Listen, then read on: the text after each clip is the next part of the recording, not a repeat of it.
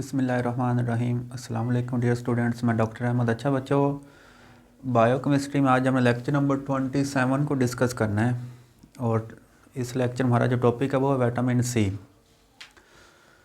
इससे पहले हमने फ़ैट सोलुबल जो विटामिन पढ़े थे वो ख़त्म हो गए हैं। ठीक है, तो ये विटामिन सी ये फ़ैट सोलुबल नहीं है, ये वाटर सोलुबल विटामिन होगा। तो ये पहले इसकी जो प्रॉपर्टी वाटर सोलुबल विटामिन है, पानी के अंदर ये हल हो जाएगा। विटामिन सी का जो दूसरा नाम है इसको हम एस्कॉर्बिक एसिड भी कहते हैं। ठीक हो गया, तो इसको हम एक और नाम भी देते हैं, इसको आप ना एंटी स्कॉर्ब्यूटिक विटामिन भी कह सकते हैं। एंटी स्कॉर्ब्यूटिक विटामिन क्यों कहते हैं? क्योंकि ये ना हमारी बॉडी में एक डिज़ीज़ को रोकता है और उस डिज़ीज़ का नाम है स्कर्वे। स्कर्वे एक बीमारी है हमारी ह्यूमन बॉडी के अंदर हो जाती है, जिसके रिज़ल्ट में हमारी जो स्किन है वो भी ख़राब हो जाती है, स्किन उतरना स्टार्ट हो जाती है। उसके अलावा हमारे जो गम्स होते हैं, ठीक हो गया, दांतों के साथ, वो उनमें ब्लीडिंग स्टार्ट हो जाती है। हमारे जो दांत हैं वो आप कह सकते हैं अच्छे नहीं रहते। ठीक हो गया, तो उनमें फॉल्ट्स आ जाते हैं। तो ये स्कर्वे एक बीमारी है। तो क्योंकि ये विटामिन सी स्कर्वे को रोक रहा है, इसको ख़त्म करता है, इसलिए इसको हम कहते हैं एंटी स्कॉर्ब्यूटिक विटामिन भी कहते हैं। अगर हम इसकी केमिस्ट्री की बात करें तो it is found as L ascorbic acid. हमारी बॉडी में ये एस्कॉर्बिक एसिड की फॉर्म पाया जाता है। और दूसरा, इस विटामिन की जो एक्टिव फॉर्म है इसको हम एस्कॉर्बेट एसिड भी कहते हैं। अब ये एस्कॉर्बिक एसिड और एस्कॉर्बेट एसिड में ये फ़र्क होता है कि ये वाला जो एस्कॉर्बेट एसिड है इसके ऊपर नेगेटिव आप कह सकते हैं चार्ज आयन आ जाता है, तो जिसके रिजल्ट में ये एस्कॉर्बेट एसिड बन जाता है।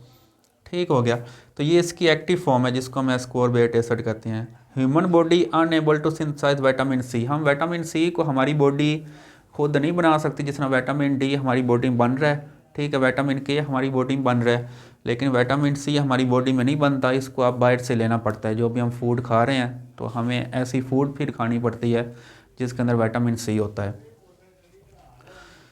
अगर हम इसकी एक और प्रॉपर्टी की बात करें तो ये स्टेबल होता है एसिडिक सोल्यूशन। ठीक है, मतलब ये जो भी एसिडिक सोल्यूशन है जिसके आप कह सकते हैं एसिड मौजूद है और एसिड के रिजल्ट में लो पीएच हो जाती है, तो लो पीएच का आप कह सकते हैं ये वाला जो विटामिन सी है इसके ऊपर कोई असर नहीं है, लेकिन but destroyed in alkaline solution. लेकिन जब उस सोल्यूशन की अल्कलाइनिटी ज़्यादा हो जाती है, मतलब उसकी जब पीएच ज़्यादा होती है 7 से, तो उसको हम कहते हैं अल्कलाइन सोल्यूशन। तो अल्कलाइन सोल्यूशन फिर इसके लिए नुकसान का बायस बनता है। उसके रिजल्ट में जो विटामिन सी है उसका जो स्ट्रक्चर है वो लॉस हो जाता है।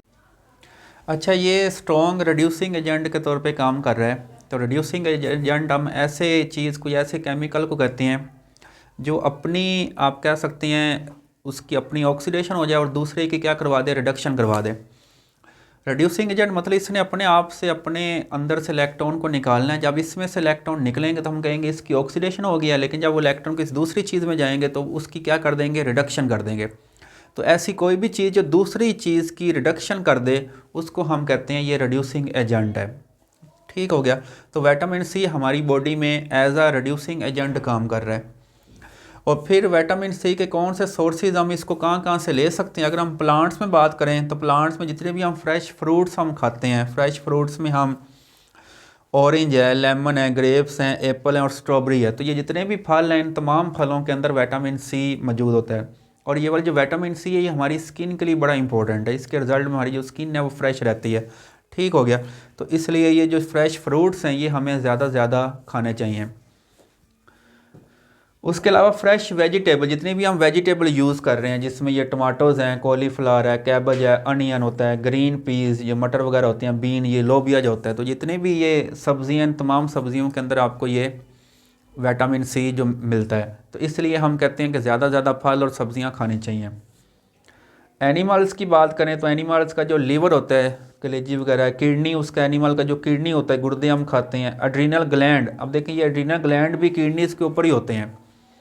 तो लीवर के अंदर विटामिन सी होता है, किडनी के अंदर होता है और एड्रीनल ग्लैंड के अंदर ये विटामिन सी आपको मिलता है। ठीक है, लेकिन नोट में एक चीज़ लिखी हुई है, एनिमल टिश्यूज़। एनिमल टिश्यू मतलब ये जो गोश्त हम खाते हैं ये एनिमल के टिश्यूज़ ही हैं जिनको मसल्स कहते हैं, are not a good source. तो ये जो गोश्त है, ये जो एनिमल टिश्यूज़ हैं, ये विटामिन सी का अच्छा सोर्स नहीं है। तो गोश्त के अंदर विटामिन सी आप कह सकते हैं मौजूद नहीं है, लेकिन एनिमल्स में जो लीवर, किडनी और एड्रीनल ग्लैंड है इनके अंदर आपको ये वाला जो विटामिन सी है ये मिलता है। अच्छा बच्चों, ये था हमारा आज का लेक्चर। उम्मीद करता हूँ मेरा लेक्चर आपको अच्छे समझ आया होगा। अपनी दुआओं में याद रखिएगा। मिलते हैं नेक्स्ट लेक्चर के साथ। अल्लाह हाफिज़।